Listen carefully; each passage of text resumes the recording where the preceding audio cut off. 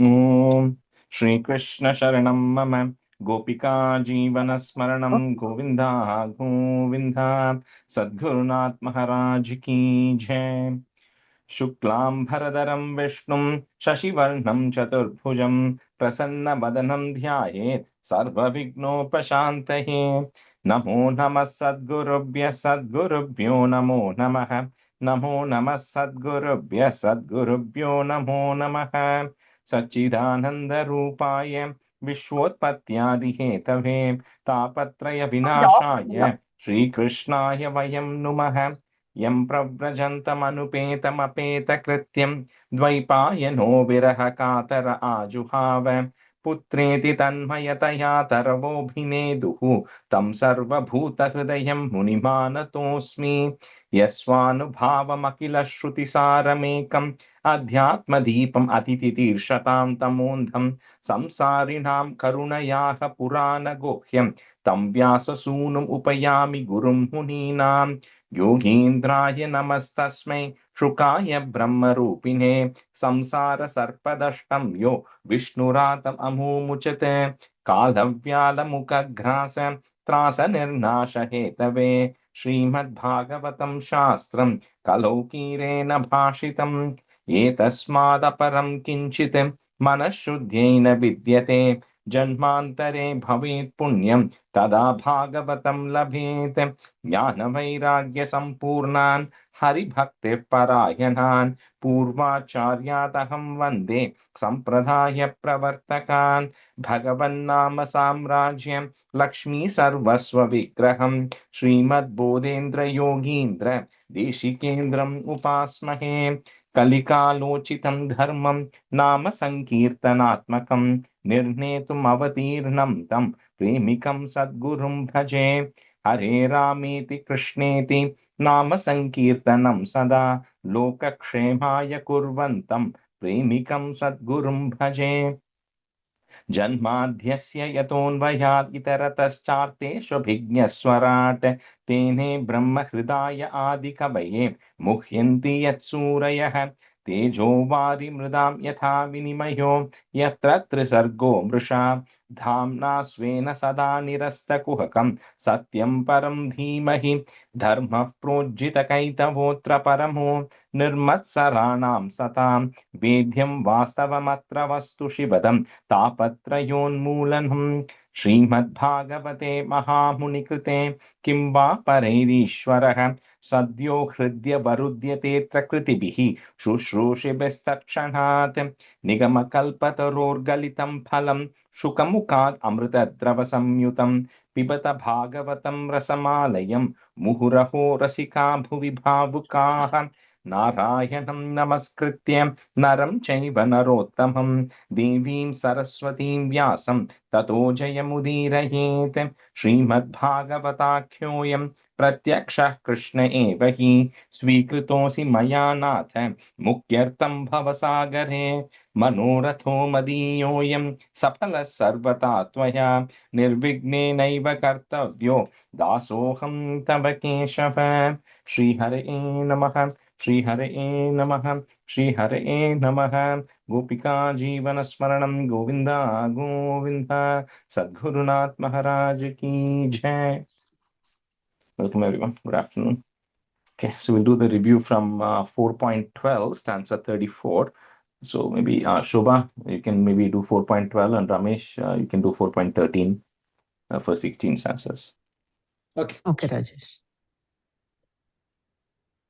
गोपिका जीवन स्मरणं गोविंदा गोविंद सद्गुरुनाथ महाराज की जय। तत्र तत्र प्रशंसद्भिः पतिवैमानिकैसुरैः अवकीर्यमाणो ददृशे कुसुमैक्रमशोग्रहान् त्रिलोकीं देवयानेन सोऽतिव्रज्य मुनीनपि परस्ताद्यद्रुवगतिः विष्णो पदमदाप्यगात्। Somebody's not. यद्भ्राजमानं स्वरुचैव सर्वतो लोकास्त्रयो ह्यनुविभ्राजन्ते ते यन्नाव्रजन् जन्तुषु येऽनुग्रहाः व्रजन्ति भद्राणि चरन्ति ये निशम्। And the second line, and the just one word before the second line, comma, e nanugrahaha. One extra na is it? Enanugrahaha. येन नुग्रहाः Correct. व्रजन्ति Yeah. भद्राणि चरन्ति येनिषम् शान्ता समदृशः शुद्धाः सर्वभूतानुरञ्जनाः यान्त्ययज्ञसाच्युतपदः अच्युतप्रियबान्धवा Padam. इद्युक्ता Just second. Sorry, Shobha. Second line. Achyuta padam. Im. Second line middle. अच्युतपदं शुवर् अच्युतप्रियबान्धवा शुवर् इत्युत्थानपदपुत्रो ध्रुवकृष्णपरायणः अपूत्रयाणं लोकानां चूडामणिरिवामलः गम्भीरवेगो निमिषं ज्योतिषां चक्रमाहितं यस्मिन् भ्रमति कौरव्य मेढ्यामिव गवां गणः महिमानं विलोक्यास्य नारदो भगवान् ऋषिः आदोद्यं विदुदं श्लोकान् सत्रे गायत् प्रचेदसाम् नारद उवाच नूनं सुनीते पतिते पतायः तव प्रभावस्य सुतस्य तां गतिं दृष्ट्वाभ्युपायानभिवेदवादिनो नैवाधिगन्तुं प्रभवन्ति किं नृपाः यः पञ्चवर्षो गुरुदारवाक्षरैः भिन्नेन यादो हृदयेन दूयता वनं मदादे शकरोजितं प्रभुं जिकाय पद्गुणैः पराजितं And the last word. यक्षत्र sorry Tad bhakta gunaif parajitam. तद्भक् నేను చొన్నేను బద్ద చొన్నేనా I think bhakta, you missed that word, but tad bhakta gunai parajitam. Okay. तद्भक्तगुणैः पराजितं यक्षत्रबन्धुर्भुवितास्यतिरूढम् अन्वारु वृक्षे दभिवर्षभूगैः षट्पञ्चवर्षो यदहोभिरल्भैः प्रसाद्य वैकुण्ठमवाप तत्पदम्. And the first word, Shobha, first word mattu yaha and the visarga sound has to sure. come. Yaha. Yeah. Sure. Maitreya उवाच एतत्ते विहितं सर्वं यद्पृष्टोऽहमिव त्वया ध्रुवयोद्धायमसः चरितं सम्मदं सदां धन्यं यशस्यमायुष्यं पुण्यं स्वस्त्ययनं महत् स्वर्गं द्रव्यं सौमनस्यं प्रशस्य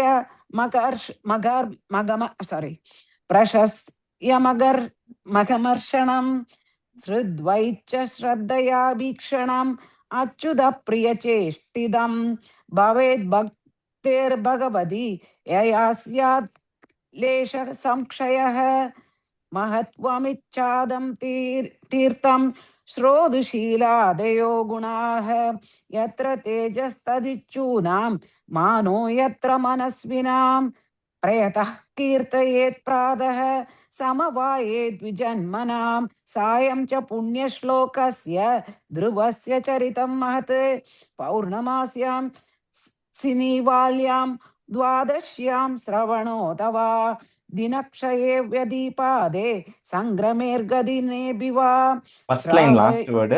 First line, sorry, so first line, last word. Shravanetava. First line, Dwadashyam Shravanetava. Yeah. Sure. Yes. Shravanetava. Yeah.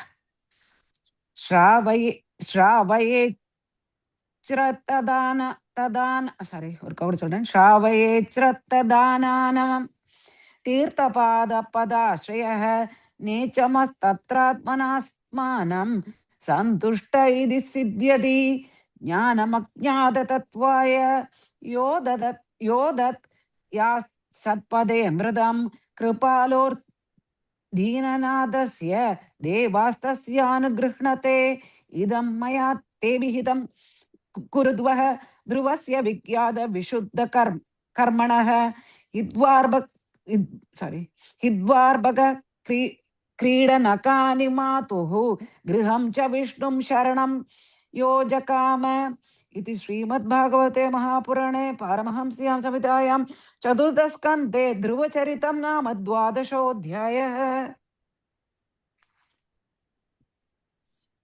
I think Ramesh is doing this. त्रयोदशो. Yeah, Ramesh. Okay, thank you. ॐ नमो भगवते वासुदेवाय त्रयोदशाध्यायः सूतो उवाच निशम्य कौशारविनो भवर्णितं ध्रुवस्य वैकुण्ठपदातिरोहणं व्रूढभावो भगवत्यदोक्षजे प्रष्टुं पुनस्तं विदुरप्रचक्रमे विदुरोवाच केते प्रसेदसे नाम कस्यापत्यानि सुव्रत कस्यान् वावायो प्रख्याताः कुत्र वा सत्रमासत First line prachethaso nama. So sound. Pracheteso, yeah. प्रतेशतो सो नाम कस्यापत्यानि सुव्रतः कस्यान् ववाये प्रख्याताः कुत्र वा सत्रमासत मन्ये महाभागवतं नारदं देवदर्शनं यो न प्रोक्त क्रियायोगः परिचर्या विधिर्हरेः The ஒரு word மட்டும் அந்த second line first word மட்டும் ஏன प्रोक्त. Okay. येन प्रोक्त स्वधर्मलीलै पुरुषैः भगवान् यज्ञपुरुषः युज्यमानो भक्तिमता नारतो नेरितखिलः किल यास्ता देवर्षिणा तत्र वर्णिता भगवत्कथाः मह्यं शुश्रूषवे ब्रह्मन्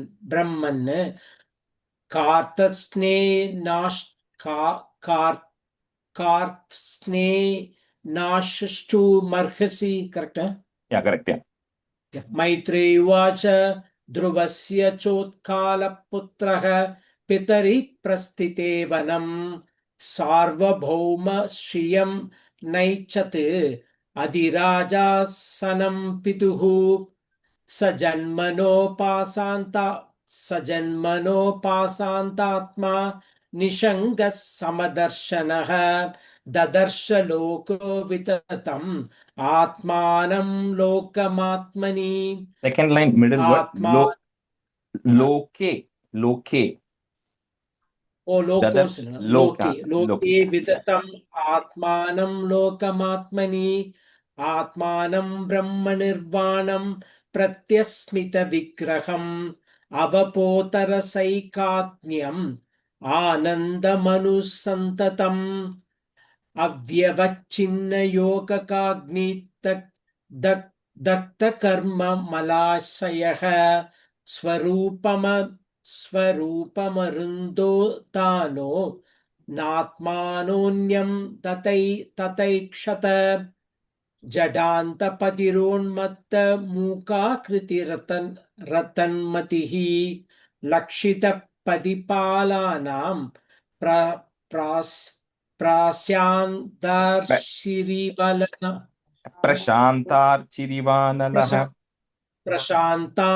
प्रशान्तार्चिरिवानलः मत्वा तं जडमुन्मद्धं कुलवृद्धाः समन्द्रिणः वत्सरं भूपतिं चक्रुः यावीयां सम्प्रेमे सुतं प्रमेसुतं last word, அங்க விசர்க்கம் இருக்கா பிரமேக அது வந்து that it will take the is sound brahmes sutam பிரமேக சுதம் स्ववर वीतिर्वत्र श्रेष्ठा पार्या सूतशटात्मजान् पुष्पार्णं दिग्मकेतुं च ईशमूर्जं वशुं जयम् पुष्पार्णस्य प्रभा पार्या तेषा च तत्वे भववधूः प्राधर्मत्यन्तिनं सायं इति ह्यासन् प्रभासुताः. First line after the comma, the part dosha cha dve bhabuvatuhu. Dosha cha dve bhabuvatuhu. Yeah.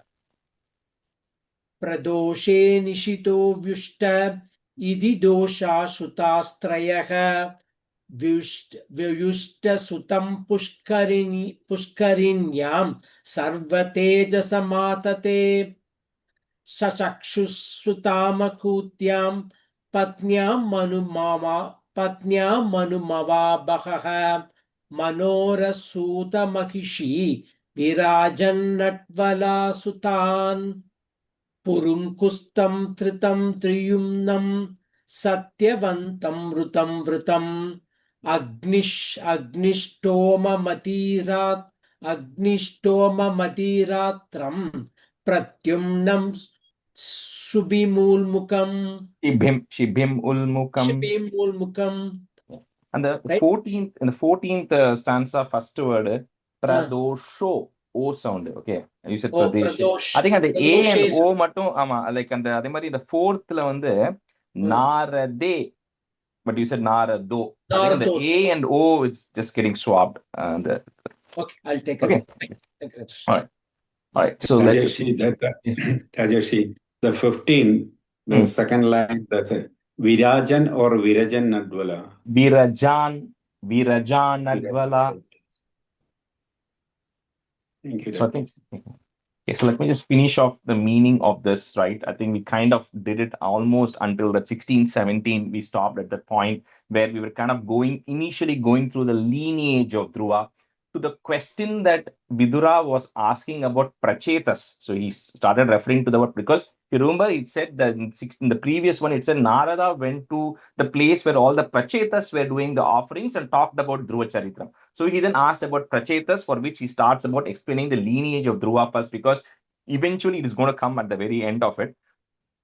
So here, like he gives a long list of names. Like I said, most of them are names which may not know or remember. But one name he mentions in the 17th is a person called Anga.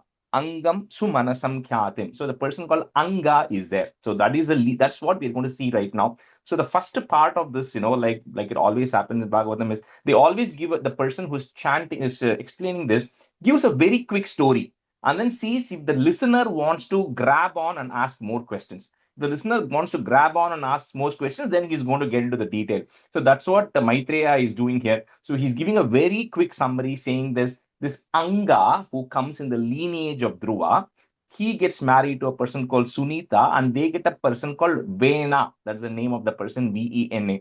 And says, but this Vena was an extremely crooked person, an extremely bad character, that this Anga got very disappointed with Vena, and then he went to the forest. That is the first thing he says. Then he says the sages who were actually there, they actually cursed Vena, because Vena is left now. Anga, the father, has gone, the king has gone, Vena is left. So the sages, they cursed Vena, and then because of that, Vena dies. Okay, that is the second story. They are telling in one line first. And then they say, after this Vena, as the king is gone, then everybody is out for riots. Everybody starts looting, the thing starts going down. So what the sages do is the body of Vena is being preserved by his mother Sunita. So from that body of Vena, they are churning. This is going to come in detail later, so I'll explain later, because this is all one-liner summary he's giving first. So he says, from this body of Vena, an incarnation of Narayana comes out, and that is called as Prithu. So that is incarnation of Narayana as Prithu comes out of this body of Vena. So that's a quick, he's just going on talking about the lineage of Dhruva, right? So he's saying Anga is there from Anga, Vena comes from Vena, Prithu comes, who's an incarnation of Bhagavan. So Vidura, of course, interrupts here, saying, hold on. You rushed through this part here, right? You says this Anga is from the lineage of Dhruva. He's such a high character. He's a great personality who's done all the right things. How can a person like Anga get a bad child like Vena, right, as his lineage? So how does that happen? That's number one, because he quickly said he has a bad son and he left out, right? So he said, how does he even get that? How did that happen? Second, you also said about all the sages cursing the king, because of which Vena dies. You see, the sages are all meant to support the king. So they are all like the residents of the kingdom, but they are also supposed to curse the king, and they're also very calm personalities. So how would such calm personalities go and do something as to kill the king itself by words? right? So how is that possible? How can they even do that? And why did they do that, right? So please explain the whole story. So that's the question that Vidura asked, for which it will go into 4 or 5 chapters right now, right? So then now Maitreya starts explaining the story of Anga. So he says once Anga was performing an Ashwamedha Yajna. So he was a descendant of Dhruva, very religious person, very pious person, everything he was doing right. And all the Brahmanas were present there, the priests are present, and they're all performing the Yajna. So at that time, at least during that time, when they performed the Yajna, the demigods used to appear in person. And that's how they know that the Yajna is successful. So they know it is blessed, right? It meets the accomplishments. So in this case, somehow the demigods do not come in person. So, this Brahmanas who are chanting, the people, the Ritviks who are chanting, saying that, we have done everything the right way, right? We know, King Anga, you are the right person. You do all the right things. You have procured all these materials in the right way. You haven't done any problems. We are chanting things the right way. When everything is being done right, I'm not sure why the demigods are not coming in person. So for which, they go ask, so Anga goes and asks the priests who are there, saying that you please have to tell why this is happening. So the priests who can now look into Anga's current life and previous life. So they are able to look and say, Anga, in this birth, you have not committed any offense. You have led a very truthful life. You have mentally and physically, you have not hurt anybody. That's why you're born the lineage of Dhruva. Everything you have done good. However, in your previous births, you actually have committed a lot of atrocities. You've done a lot of atrocities, because of which you do not have a child right now. So you don't have a child, you don't have a boy who will carry over your lineage as a king, because he's a king. So he needs a son who he wants to pass over the kingdom. So he says you still have some dosham in you, right? Which you have to get out of, because of which you don't have a child. So they say this yajna that you are performing right now, instead of performing this Ashwamedha yajna, they say you go perform this yajna as a diversion to go fulfill Bhagavan Narayana with an intention of getting a son. So that is the request that they do. They say continue doing the yajna. Previously, he was doing the yajna for various ritualistic purposes they was doing. He says instead of that, you just divert it, you focus it, perform it to Narayana with a wish that you have a son. So with that, now he changes the focus. So they start performing the yajna now with the focus on Narayana, to saying, I need to have a son. Finally, a person comes out of the fire, one of the representatives of Narayana, and gives him something, right? Like a payasam, like it happened in Ramayana. They give him something and say, go give this to your wife. You're going to have a boy. So he goes, gives it to his wife, Sunita, and then a boy is actually born to them. Now, that boy who's born to Anga, he should be ideally very religious, following all the right things.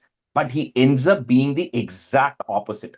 So he's actually becomes like death personified, because he goes after his mother's side lineage. So Sunita, who's Anga's wife, her father was a very atrocious king. So he somehow had, so he says he went after that side instead of going after his father's side lineage in terms of behavior. He went after his mother's side lineage. So because of which he performed a lot of atrocities, in the sense that right from the young age, when he was a small boy, he used to go just kill animals. So he was a prince, right? So he used to go take his bow and arrow and all that. He used to go kill animals, and then everybody used to run away from him. He used to torture all the boys. He used to just slaughter all the animals which are there. All of these atrocities he was doing. Now, you have to imagine Anga's scenario. Anga as a king is thinking, I prayed so much to get one child, right? I got one boy. Now, this boy is in a completely bad, is completely going in the wrong direction, right? So he's getting very upset about it. So he says, instead, people who don't have any children are fortunate than people who have a child who is actually going in the wrong direction, because it causes a lot of unbearable pain for me, right? Because you now have a son or you have a child, and the child is going in wrong things. Everybody's complaining about him. I can see him. He tries to fix Vena, but Vena cannot be fixed, right? So he's actually worrying, saying that it's such a horrible state. I would have rather been childless than to have a child who's like this, right? So he's expressing his anxiety about this. Then he actually rests for some time, right? After some time, he thinks, saying, it is actually better to have a child who is such bad behavior and rotten than to have a good child. He changes his approach, right? He says, because if my child was extremely good, my child was obedient, my child was doing all the right things, my child is following dharma, what happens? I'm going to get more attached to my child. Then it is going to become very hard for me to leave my family and go, because at some point the time is going to come when I have to take sannyasam.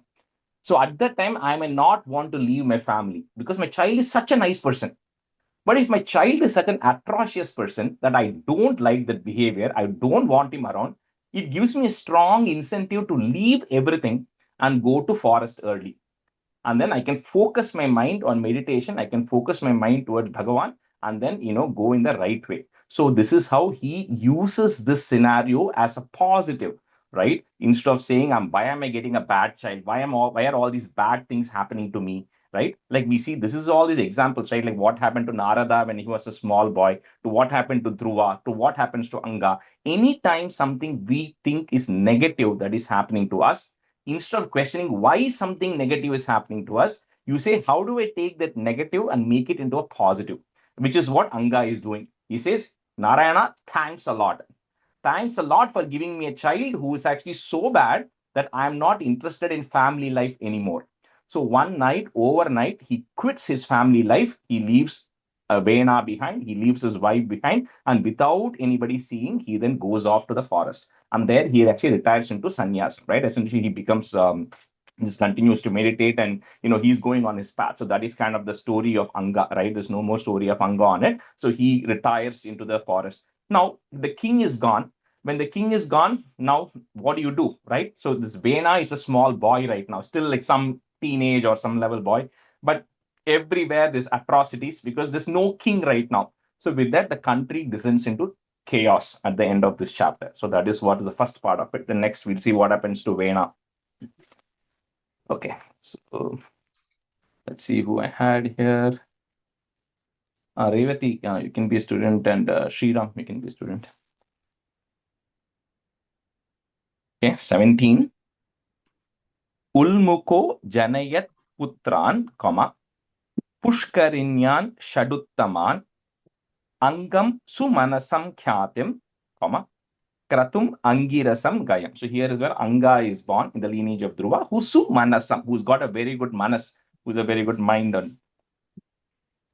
Ulmuko janayat putran pushkarinyam shaduttaman angam sumanasam kyatim kratum angirasam gayam. Ulmuko janayat putran pushkarinyam shaduttaman angam sumanasam kyatim kratum angirasam gayam. Ulmuko janayan putran pushkarinyam shaduttaman angam sumanasam kyadim krudum angirasam gayam. Sunitangasya ya patni, so Sunita, that's the name of the wife. Sushuve venam ulbanam yadhau shilyatsa rajarshihi. Put a visarga, rajarshihi. Next line, ir goes away. Nirvinno niragat purat. Sunitangasya ya patni sushuve venam ulbanam Yaddau Shilyat Sarajarshihi Nirvinno Niragat Purat. Sunitangasya ya patni sushave venam ulpanam yaddau shilyat sarajarshihi nirvinno niragat purat. Sunitangasya ya patni sushave venamulpanam yaddau silyat sa rajarshihi nirvinno nirakat purat. First line after the comma, Sushuve. Sushuve. Oh, sushuve namulpanam. Okay.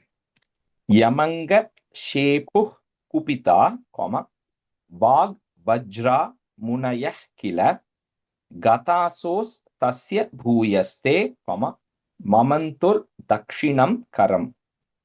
So they churn the right hand of Vena, right? And we'll talk about more of that later. And from there, Prithu is going to come. Yamanga Shepuh Kupita वाग्वज्रा मुनयः किल गतासोस्तस्य भूयस्ते ममन्थुर्दक्षिणं करम् यं मङ्गर्षेभुः कुपिता वाग्वज्रामुनयखिल गताशोस्तस्य भूयस्ते ममन्तु दक्षिणं करम् भूयस्ते and then comma भूयस्ते okay ममन्तु दक्षिणं करम् यमङ्गसे बुःकुपिता वाग्वज्रा मुनयः किल कदा सोस्तस्य भूयस्ते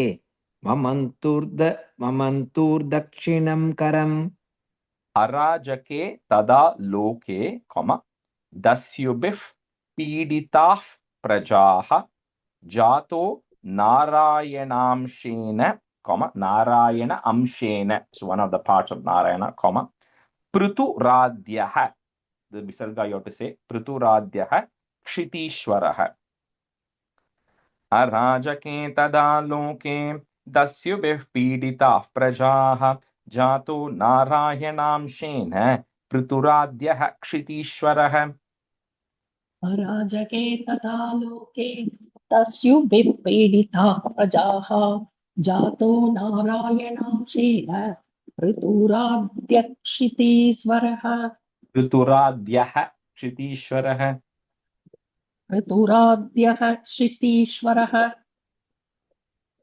राजके तथा लोके तस्युभिः पीडिताः प्रजाः जादो नारायणांसेन पृथुराद्यः क्षितीश्वरः विदुरौवाच तस्य शीलनिधे साधोः विसर्गा comma and that ir goes away ब्रह्मण्यस्य महात्मनः राज्ञः कथम अभूद्दुष्टा comma प्रजा यत् विमना ययौ. So here is where Vidura asks all those questions based on the summary that Maitreya gave. Vidurhovacha tasya शीलनिधे साधोः ब्रह्मण्यस्य महात्मनः राज्ञः कथमभूद्दुष्टा प्रजा यत् विमना ययौ. विदुर उवाच अस्य शीलनिधे साधोः ब्रह्मण्यस्य महात्मनः राज्ञः कथम् अभूद्दुष्टा प्रजा यत् विमना ययौ. विदुरोवाच तस्य शीलनिधे साधोः ब्रह्मण्यस्य महात्मनः राज्ञः कथमभूद्दुष्टा प्रजा यत् विमना ययौ. किं वाम्हो वेन उद्दिश्य ब्रह्म दण्डम् अयूयुजन् दण्डव्रतधरे राज्ञी मुनयो धर्मकोविदाः. किं वाम्हो वेन उद्दिश्य ब्रह्मदण्डमयूयुजन् दण्डव्रतधरे राज्ञी मुनयो धर्मकोविदाः. किं बाहो वेन उद्दिश्य ब्रह्मदण्डम् अयूयुजन् दण्डव्रतधरे राज्ञी मुनयो धर्मकोविदाः. Revati on the first and the vamho im sound is there. Vamho. किं वाम्हो. Yeah, correct. Yeah. किं वाम्हो वेन उद्दिश्य ब्रह्मदण्डमयूयजन् दण्डव्रतधरे राज्ञी मुनयो धर्मकोविदाः.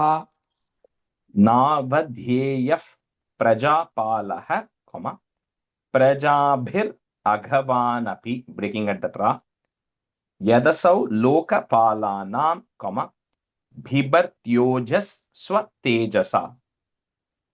नावध्येयः प्रजापालः प्रजाभिरघवानपि यदसौ लोकपालानां बिभर्त्योजस्स्वतेजसा. नावध्येय प्रजापालः प्रजाभिरघवानपि यदसौ लोकपालानां बिभर्त्योजस्वतेजसा.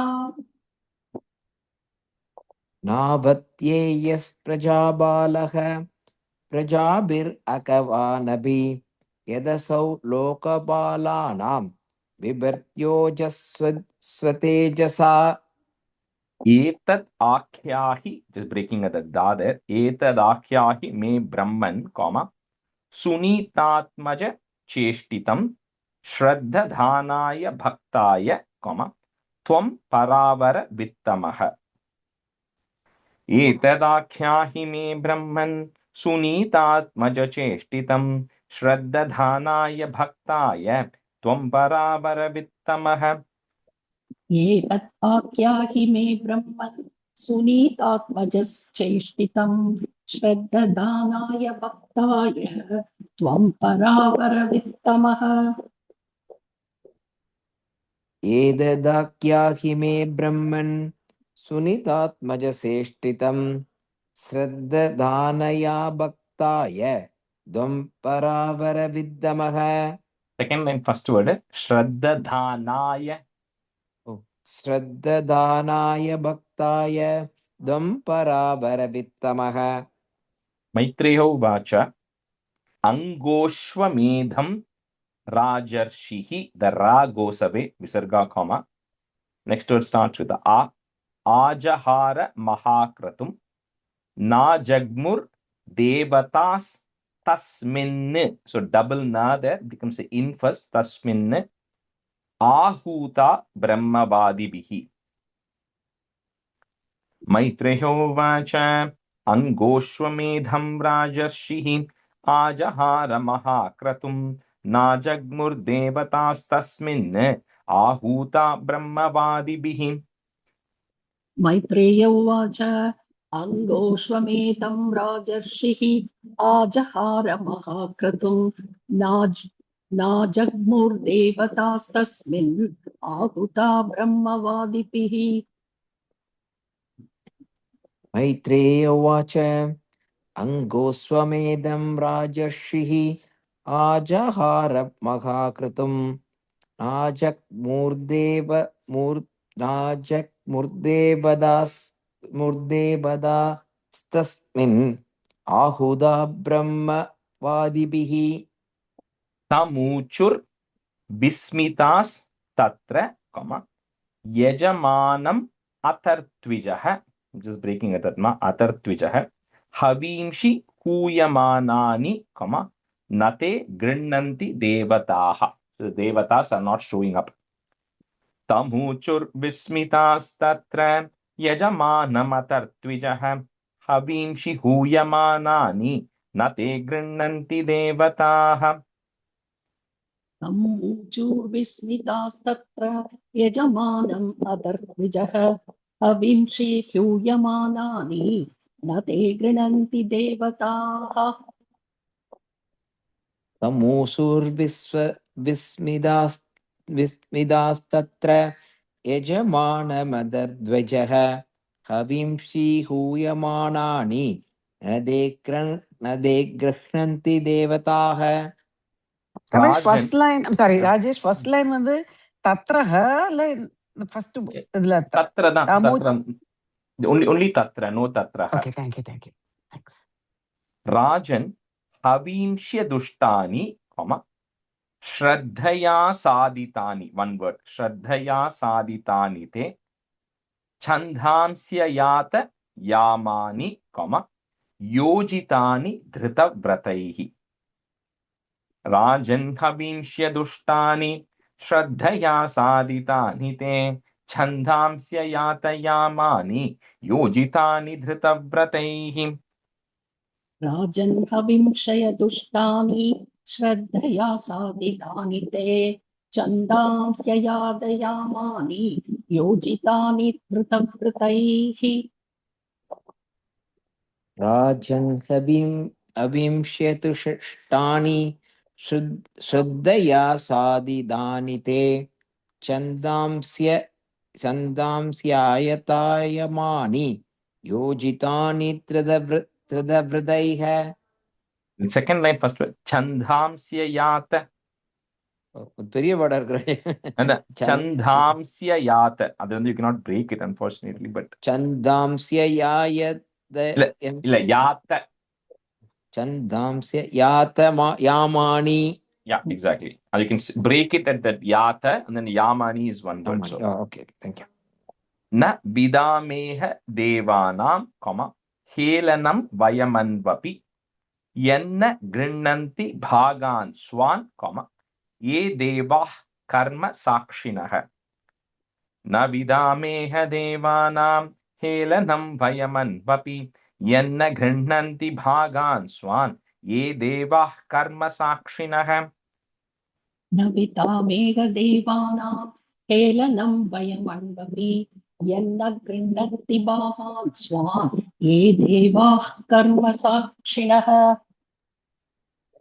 न विदामेह देवानां हेलनं वयमन्वपि यन्न कृष्णन्ति भागान् स्वान् ये देवः कर्म साक्षिणः मैत्रेयो उवाच अंगो द्विज वचः श्रुत्वा यजमानः सुदुर्मनाः तत्प्रष्टुं व्यसृजत् वाचं सदस्यांस्तदनुज्ञया तत् अनुज्ञया or you can say together तदनुज्ञया मैत्रेयो उवाच अंगो द्विजवचः श्रुत्वा यजमानः सुदुर्मनाः तत्प्रष्टुं व्यसृजत् वाचं सदस्यांस्तदनुज्ञया मैत्रेय उवाच अङ्गो द्विजवचः श्रुत्वा यजमानः सुदुर्मनाः तत्प्रष्टुं व्यसृजत् वाचं तस्यांस्तत् अनुज्ञया मैत्रेयोवाच अङ्गोद्विजवसश्रुत्वा यजमानः सुदुर्मनाः तत्पृष्टुं व्यसृजत्वासं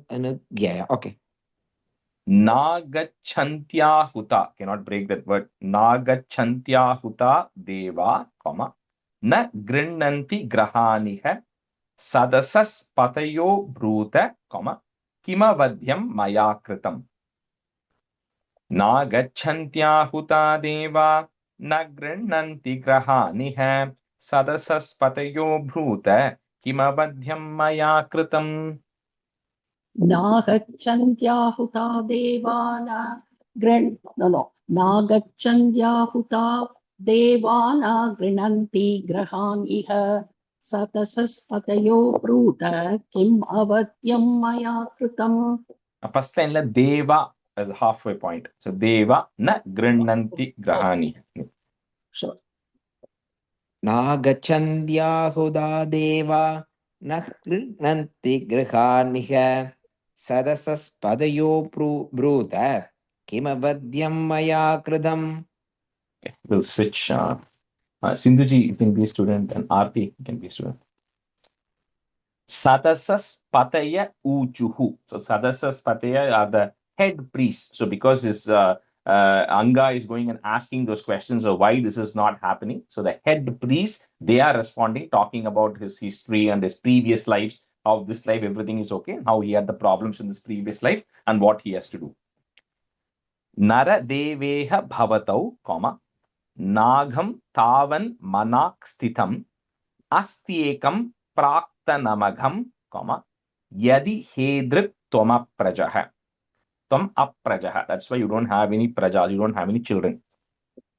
सदसस्पतय ऊचुः नरदेवेह भवतौ नागम तावन मनाक स्थितम अस्त्येकम प्राक्तनमघम यदि हेदृक् त्वम अप्रजः.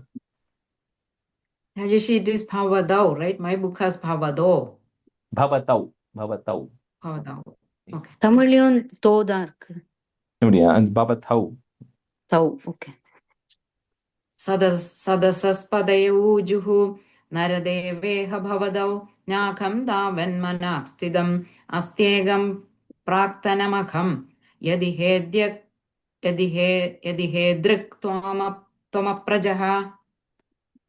सदसस्पतय ऊचुः नरदेवेह भवतौ नागं तावन्मनाक् स्थितम् अस्त्येकं प्राक्तनमघं यदि हेतुरुक्त्वमप्रजः तथा साधय भद्रं ते आत्मानं सुप्रजं नृप इष्टस्ते पुत्र कामस्य पुत्रं दास्यति यज्ञभुक् तथा साधय भद्रं ते आत्मानं सुप्रजं नृप इष्टस्ते पुत्रकामस्य पुत्रं दास्यति यज्ञभुक् तदा साधय भद्रं ते आत्मानं सुप्रजं नृप इष्टस्ते पुत्रकामस्य पुत्रं दास्यति यज्ञभुक्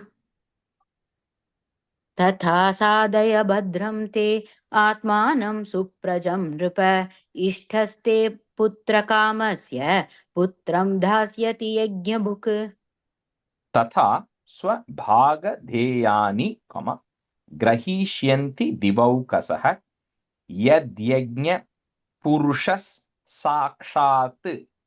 So the that is there, we break into it and a sakshat, apatyaya harir vritah.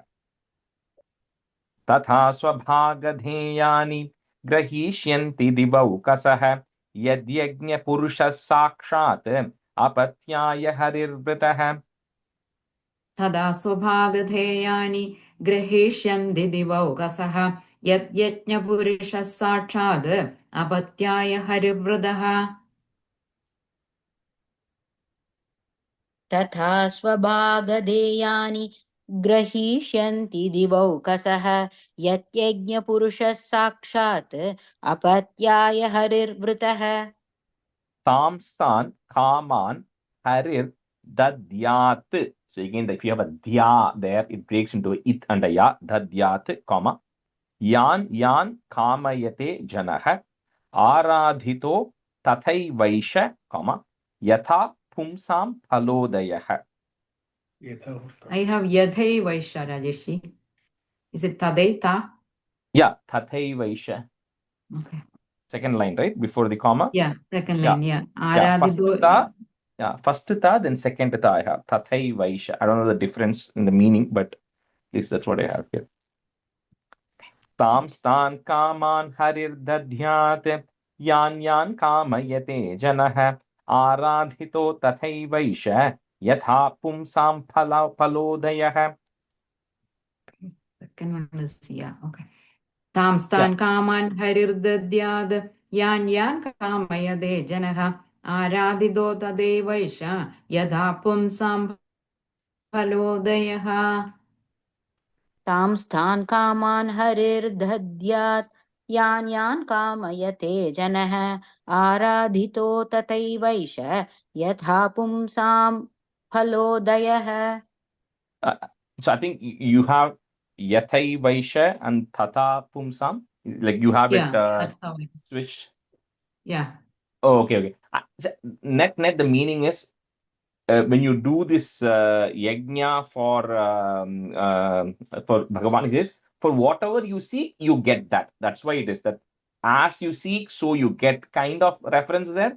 So I think that's why the yathai vaisha tata pumsam tathai vaisha yatha. I think it's, I don't know which is the right way to come in the front, but it actually means that, right? As what you wish, you're going to get that. That's the message there, right? Yeah. We have here Yadai. Yadai Vaisha Tata Pumsam, second line. Okay. I'll maybe ask Atte if Atte is there. Atte, do you know any? You have a recommendation of which one has to come first? No, I think it doesn't matter. It conveys the same meaning. Whatever way you do, the same thing you get in manner. That's all it means. Okay. So we'll just stick to Tathai Vaisha Yatha Pumsam. Yeah, like it means the same thing. Yeah. The meaning goes, there is absolutely no change. No different. Okay. Yeah. Okay. Thank you. Thanks. Iti vyavasita vipraha is goes away, visarga comma. Tasya ragnyah prajataye purodasham niravapanne, shipi vishtaya vishnave.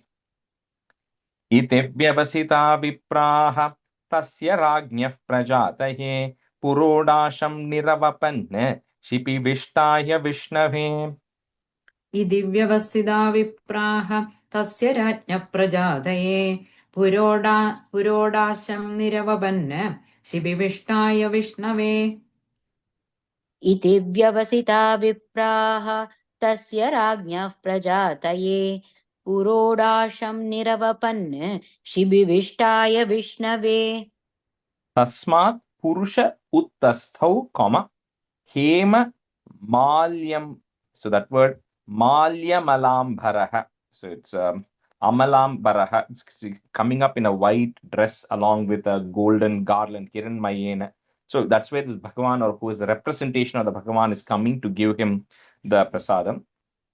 Hiranmayena patrena, comma, siddhamadaya payasam.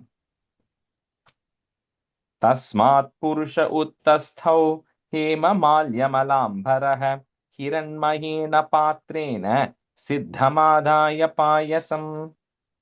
तस्मात् पुरुष उत्तस्थौ हेममाल्यमलाम्बरः हिरण्मयेन पात्रेण सिद्धमादाय पायसम् तस्मात् पुरुष उत्तस्थौ हेममाल्यं मलाम्बरः हिरण्मयेन पात्रेण सिद्धमादाय पायसम्. The same thing is going to happen in Ramayana, right? Like here in that where I was looking for a specific one, Putra Kame Ishti, one word will come. Anyway, Putta, if you 32, Ishtaste Putra Kamasya in 32, right? So in Ramayana, when we are seeing the yajna that Dasharatha is going to be performing is called Putra Kame Ishti Yajnam. So Putra Kama Ishti Yajnam. So Yajnam, which is desiring a son. So, and the same sequence is going to follow. Somebody is going to come and somebody is going to give some payasam. The same thing is going to repeat in that also. Sa Vipranumato Raja, comma, Grihitvanjali Naudanam, one word, Grihitvanjali Naudanam, Avagraya Muda Yuktaha, comma, Pradat Patnya Udaradihi. Sa Vipranumato Raja, Grihitvanjali Naudanam, Avagraya Muda Yuktaha, Pradat Patnya Udaradhihi. स विप्रानुमदो राजा गृहीत्वाञ्जलिना उदनम् अवक्राय मुदा युक्तः प्रादात्पत्न्या उदारधीः स विप्रानुमतो राजा गृहीत्वाञ्जलिना उदनम् अवघ्राय मुदा युक्तः प्रादात्पत्न्या उदारधीः. Sa tat pumsavanam ragni, comma, prashya vai patyuradhade, garbham kala upavritte, comma, kumaram sushuve praja. Sa tat pumsavanam ragni, prashya vai patyuradhade, garbham kala upavritte, kumaram sushuve praja. सा दत्पं सवनं राज्ञी प्राश्य वै पत्युराददे गर्भं काल उपावृत्ते कुमारं सुष्वे प्रजा. सा तत्पुंसवनं राज्ञी प्राश्य वै पत्युराधते गर्भं काल उपावृत्ते कुमारं सुषुवे प्रजा. स बाल एव पुरुषो, comma, माता Meham अनुव्रतः adharmam shodbhavam mrityum. So he is like udbhav adharma amsho udbhavam mrityum. So as if he is actually born from adharma itself, right? It's like a part of it. He's death personified, right? That boy. So adharmam shodbhavam mrityum, comma, tena bhavad adharmikaha. If you want to break it, you can break it at the da there. Tena bhavad adharmikaha. Sabhala eva purusho mata mahamanubratah adharmam shodbhavam mrityum tena bhavadadharmikah. Sabala eva purusho mada mahanuvratah adharmam shodbhavam mrityum tena bhavadadharmikah. सबल एव पुरुषो मातामहं मनुव्रतः अधर्मां शोद्भवं मृत्युं तेनाभवत् अधार्मिकः. स शरासनम् उद्यम्य, comma, मृगयुर्वन गोचरः हन्त्यसाधुर् मृगान् दीनान्, comma, वेनोसावित्य रौजनः. That's one word, cannot break that word. स शरासनमुद्यम्य मृगयुर्वनगोचरः हन्त्यसाधुर्मृगान् दीनान् वेनोसावित्य रौजनः. स शरासनमुद्यम्य मृगयुर्वनगोचरः हन्त्य साधुर्मृगान् दीनान् वेनो सावित्यरौञ्जनः सशरासनम् उद्यम्य मृगयुर्वनगोचरः हन्त्यसाधुर्मृगान् दीनान् वेनोऽसावित्यरौज्जनः आक्रीडे क्रीडतो बालान् वयस्यान् अतिदारुणः प्रसह्य निरनुक्रोशः पशुमारम् अमारयत्. Just even when he's playing with all these boys, he would just kill all the animals in a very merciless way.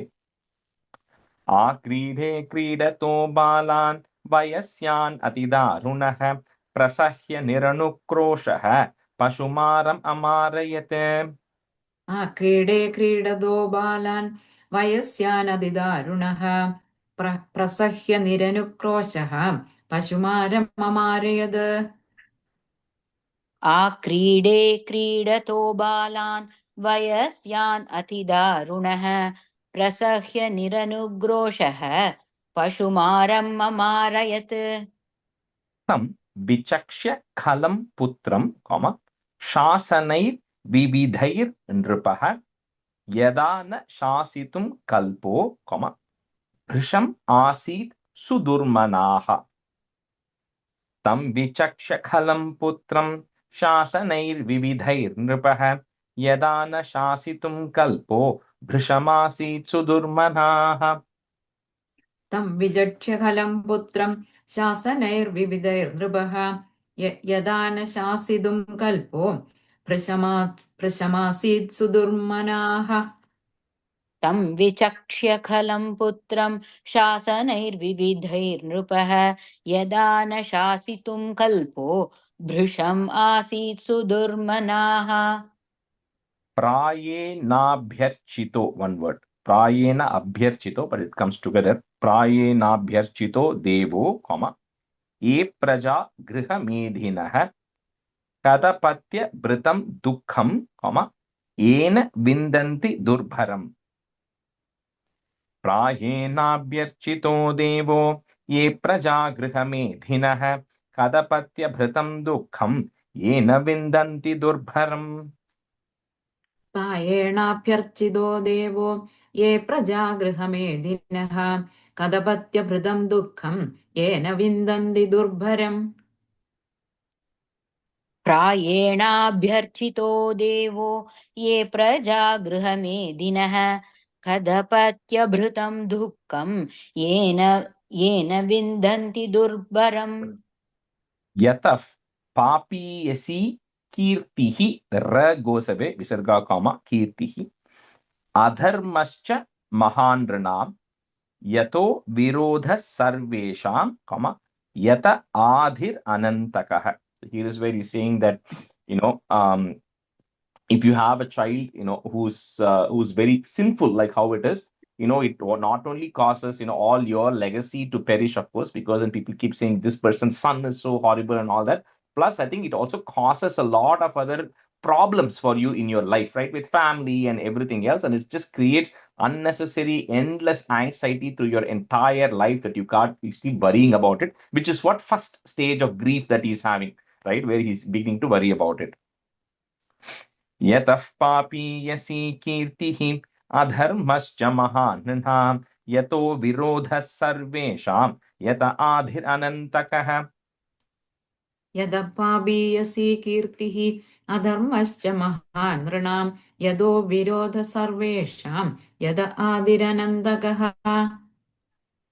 यतः पापीयसी कीर्तिः अधर्मश्च महान् नृणाम् यतो विरोधः सर्वेषां यत आधिरनन्तकः. कस्तं प्रजापदेशं वै मोहबन्धनम् आत्मनः पण्डितो बहुमन्येत यदर्थाः क्लेशदा गृहाः.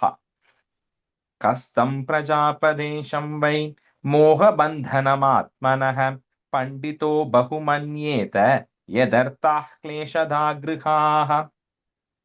कस्तं प्रजापदेशं वै मोहबन्धनमात्मनः पण्डितो बहुमन्येत यदर्थाः क्लेशदा गृहाः. कस्तं प्रजापदेशं वै मोहबन्धनम् आत्मनः पण्डितो बहुमन्येत यदर्थाः क्लेशदा गृहाः तदपत्यं वरं मन्ये सदपत्याच्छुषां पदात् निर्विद्येत गृहान् मर्त्यो यत् क्लेश निवहा गृहाः कदपत्यं वरं मन्ये सदपत्याच्छुषां पदात् निर्विद्येत गृहान् मर्त्यो यत् क्लेश निवहा गृहाः राजेश Okay, go ahead. பத்தியா சுச்சாம்னு தமிழ்ல இருக்கு சுஷாம் சொன்னேன் Chucham. Yeah, sorry. Yeah, it's a charm only. சுச்சாம் okay Okay. Kadapathyam varam manye sadapathyam chujam padad nirvidyeda grihan martyo yat klesha nivaha grihaha. कदपत्यं वरं मन्ये सदपत्याच्युचां पतात् निर्विद्येत गृहान् मर्त्यो यत् क्लेशनिवहा गृहाः. Switch last round. Sundari, you can be a student, and Uma, you can be a student. I thought I saw Uma. Maybe she dropped. Okay, hold on.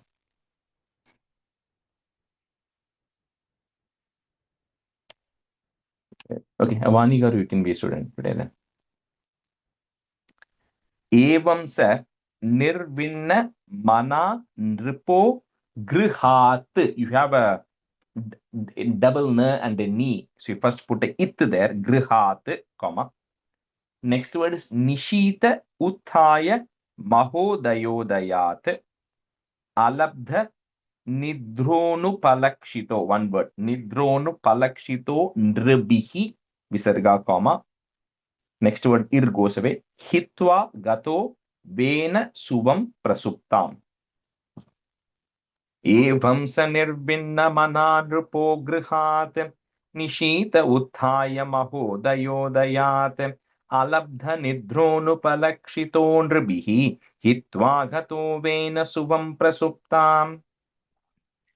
एवं स निर्विण्णमना नृपो गृहात् निशीथ उत्थाय महोदयोदयात् अलब्धनिद्रोऽनुपलक्षितो नृभिः हित्वा गतो वेन सुवं प्रसुप्ताम् एवं स निर्विण्णमना नृपो गृहात् निशीथ उत्थाय महोदयोदयात् अलब्धनिद्रोऽनुपलक्षितो नृभिः हित्वा गतो वेन सुवं प्रसुप्ताम्.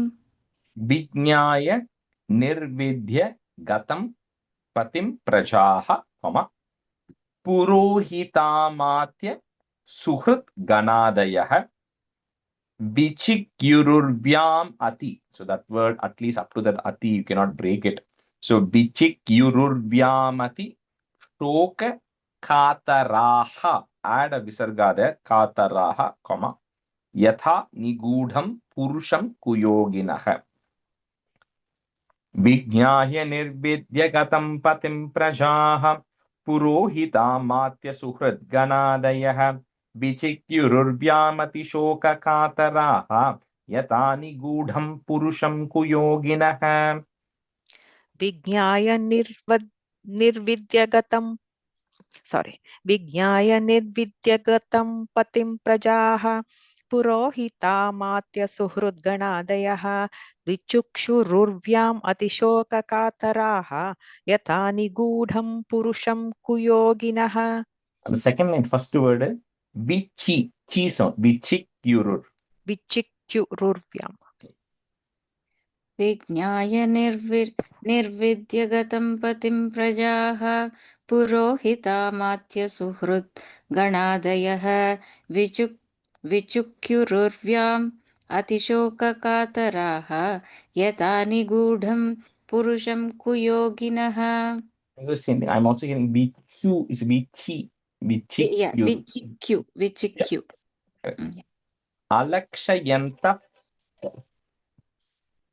अलक्षयन्तः padavim prajapatehe visarga, comma. Next word ir goes away. हतोद्यमाः प्रत्युपसृत्य ते पुरीं ऋषीन् समेतान् अभिवन्द्य साश्रवो न्यवेदयन् पौरव भर्तृविप्लवम् अलक्षयन्तः पदवीं प्रजापतेः हतोद्यमाः प्रत्युपसृत्य ते पुरीं ऋषीन् समेतान् अभिवन्द्य साश्रवो न्यवेदयन् पौरव भर्तृविप्लवम् अलक्षयन्तः पदवीं प्रजापतेः हतोद्यमाः प्रत्युपसृत्य ते पुरीं ऋषीन् समेतान् अभिवन्द्य साश्रवो न्यवेदयन् पौरवभ्रातृविप्लवम् अलक्षयन्तः पदवीं प्रजापतेः हतोद्यमाः प्रत्युपसृत्य ते पुरीं ऋषीन् समेतान् अभिवन्द्य साश्रवो न्यवेदयन् भर्तृविप्लवम् इति श्रीमद्भागवते महापुराणे पारमहंस्यां संहितायां चतुर्थस्कन्धे त्रयोदशोऽध्यायः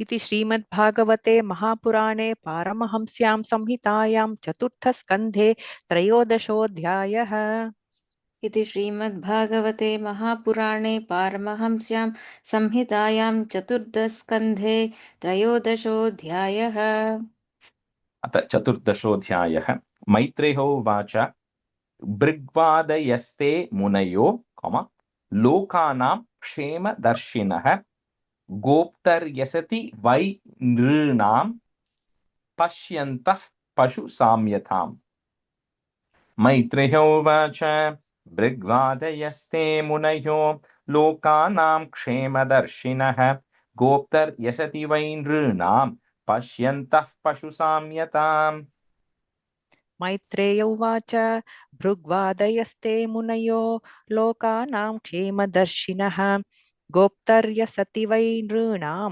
पश्यन्तः पशुसाम्यताम् मैत्रेय उवाच भृग्वादयस्ते मुनयो लोकानां क्षेमदर्शिनः गोप्तर्यस्यति वै नृणां पश्यन्तः पशुसाम्यताम् Maniguru, second line first, but गोप्तर्यसति गोप्तर्यसति वै नृणां वीरमाथरमाहूय सुनीतां ब्रह्मवादिनः प्रकृत्यसम्मतं वेनं ब्रेकिंग at that मा इम् अभ्यषिञ्चन् पतिं भुवः वीरमातरमाहूय सुनीतां ब्रह्मवादिनः प्रकृत्यसम्मतं वेनम् अभ्यषिञ्चन् पतिं भुवः वीरमातरम् आहूय सुनीतां ब्रह्मवादिनः प्रकृत्यसम्मतं वेनम् अभ्यषिञ्चन् पतिं भुवः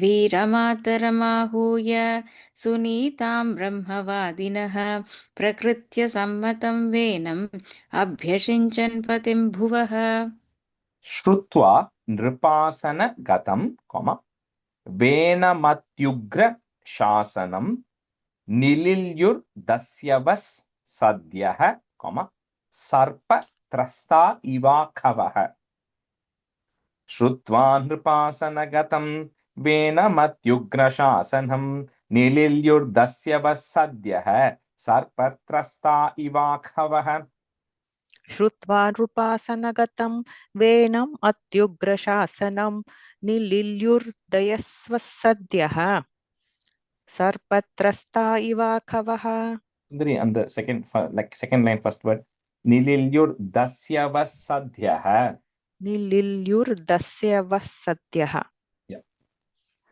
श्रुत्वा नृपासनगतं वेनमत्युग्रशासनं निलिल्युर्दस्यवसद्यः सर्पत्रस्ता इवाखवः स आरूढ़ नृपस्थानः so add a visarga there नृपस्थानः उन्नद्धोष्ट विभूतिभिः अवमेने महाभागान् स्तब्धस् संभावितस् swatah. So each of that visarga will get the is sound there. Sa arudha nrupasthanah unnadhoshta vibhutibhi avamene mahabhagan stabdha sambhavita swatah. स आरूढनृपस्थानः उन्नद्धोष्टविभूतिभिः अवमेने महाभागान् स्तब्धः सम्भावितः स्वतः स आरूढनृपस्थानः उन्नद्धोष्टविभूतिभिः अवमेने महाभागान् स्तब्धः सम्भावितः स्वतः एवं मदान्ध उत्सिक्तो निरंकुश इव द्विपः पर्यटन रथमास्थाय कंपयन्निव रोदसी. एवं मदान्ध उत्सिक्तो निरंकुश इव द्विपः पर्यटन रथमास्थाय कंपयन्निव रोदसी. एवं मदान्ध उत्सिक्तो निरङ्कुश इव द्विपः पर्यटन रथमास्थाय कम्पयन्निव रोदसी. एवं मदान्ध उत्सिक्तो एवं मदान्ध उत्सिक्तो निरङ्कुश इव द्विपः पर्यटन रथमास्थाय कंपयन्निव रोदसी. न यष्टव्यं न दातव्यं न होतव्यं द्विजाः क्वचित् इति न्यवारयत् धर्मं भेरी घोषेण सर्वशः. न यष्टव्यं न दातव्यं न होतव्यं द्विजाः क्वचित् इति न्यवारयत् धर्मं भेरी घोषेण सर्वशः. न यष्टव्यं न दातव्यं न होतव्यं द्विजः क्वचित् इति न्यवारयद्धर्मं भेरी घोषेण सर्वशः.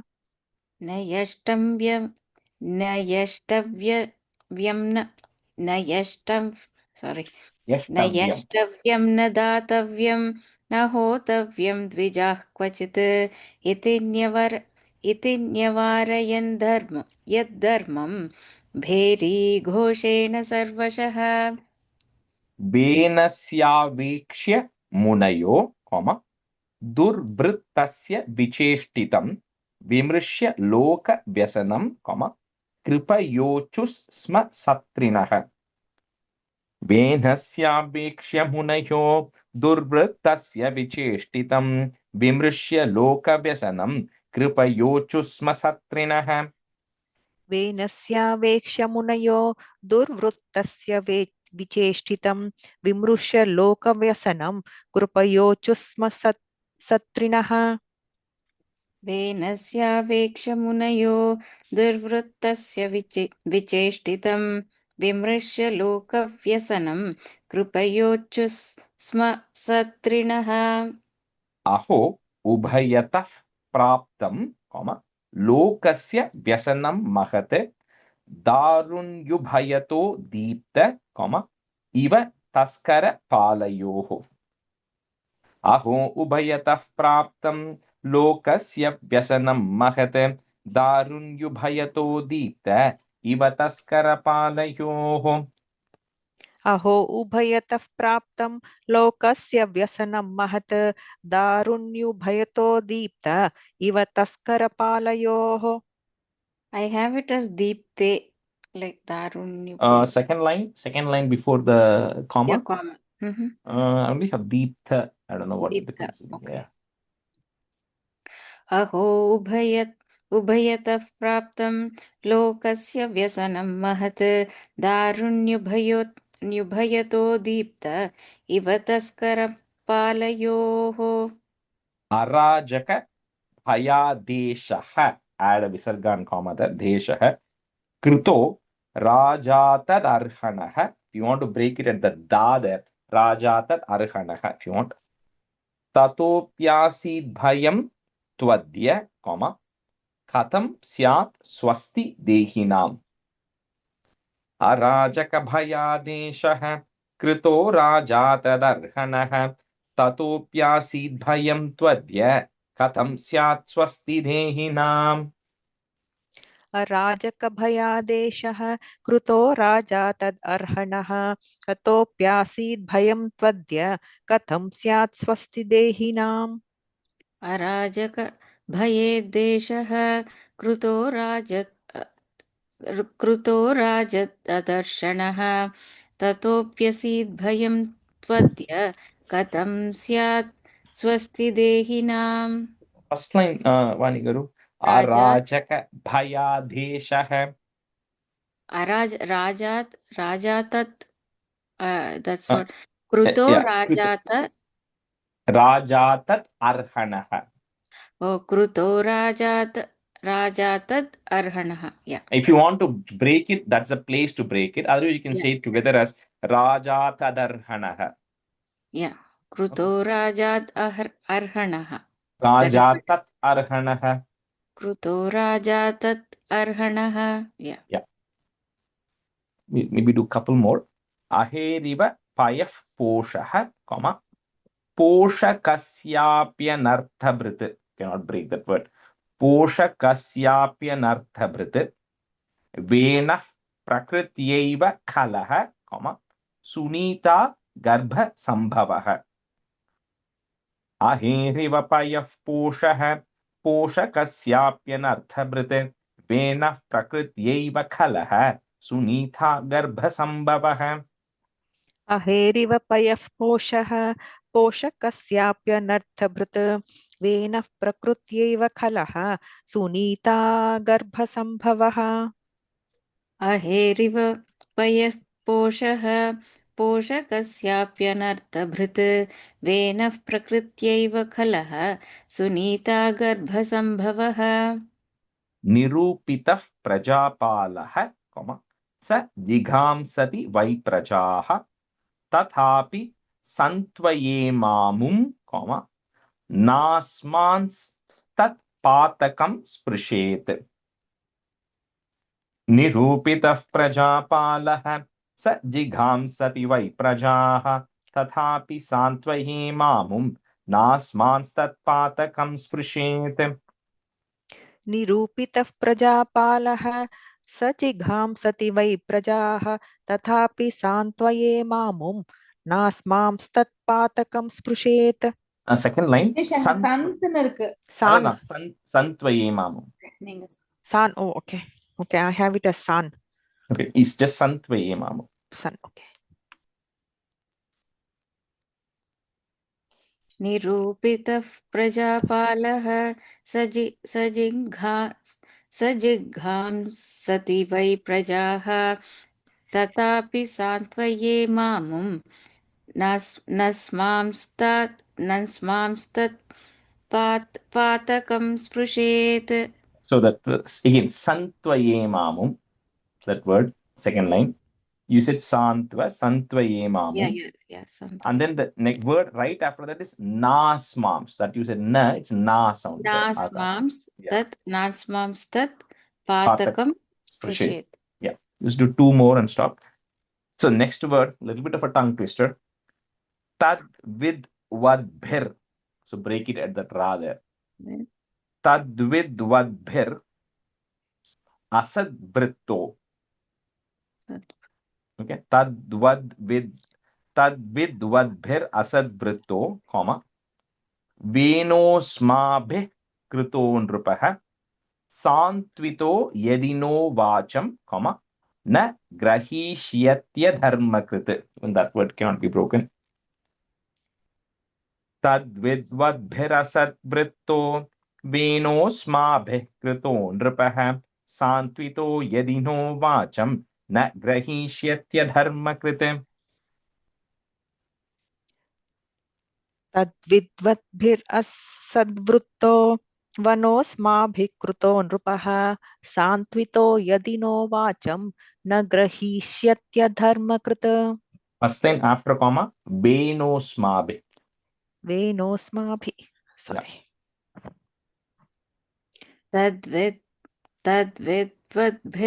तद्विद्वद्भिरसद्वृत्तो वेनोऽस्माभिः कृतो नृपः सान्त्वितो यदि नो वाचं न न गृहीष्यत्य धर्मकृत् न ग्रहीष्यत्य न ग्रहीष्यत्य धर्मकृत् लोक धिक्कार संदग्धम दहिष्यामस् स्वतेजसा एवं अध्यवसायेनं मुनयो गूढ़मन्यवः उपव्रज्याब्रुवन् वेनं सान्त्वयित्वा च सामभिः लोकधिक्कारसन्दग्धं दहिष्यामस्वतेजसा एवमध्यवसायेनं मुनयो गूढमन्यवः उपव्रज्याब्रुवन् वेनं सान्त्वयित्वा च सामभिः लोकधिक्कारसन्दग्धं दहिष्यामस्वतेजसा एवम् अध्यवसायेनं मुनयो गूढम् अन्यवः उपव्रज्या ब्रुवन्वेनं सान्त्वयिता च सामभिः. And the second line, Sundari, last word, gudhamanyavaha, the word. Gudhamanyavaha. Like, I don't think you can say gudhamanyavaha. I think it's gudhamanyavaha, I think. Oh, gudhamanyavaha. Yeah. Okay. लोकधिक्कारसन्दग्धं दहिष्यामस्वतेजसा एवमध्यवसायेनं मुनयो गूढमन्यवः उपव्रज्य ब्रुवन्वेनं स्वान्त्ययित्या इत्वाथ सामभिः Samabihi. सान्त्वयित्याथ सामभिः Santvayitva cha samabihi. सान्त्वयित्वाथ सामभिः. I think cha, you had the cha, right? So, Santvayitva. Santvayitvatha is what I have. No. Yeah, cha. That's right. The Okay. cha. That's yeah. Santvayitva cha samabihi. Yeah. Santvayitva cha samabhihi. We'll stop here. I was going to say the meaning, but I'll say the meaning in the next class. Otherwise the continuity will be lost here. Shri Hare Namaha, Shri Hare Namaha, Shri Hare Namaha. Gopika Jeevana Smaranam Govinda Govinda. Sadgurunath Maharaj Ki Jai. Kahena vacha manasendriyerva buddhyatmana va prakrite swabhavat karomi yatyat sakalam parasmai narayanaayeti samarpayami. Thank you, everyone. See you next class. Thank you, Rajesh. Thank you, Rajesh. Thank you. Bye. Thank you, Rajesh. Yeah, thank you. Bye-bye. Thank you. Bye. Bye.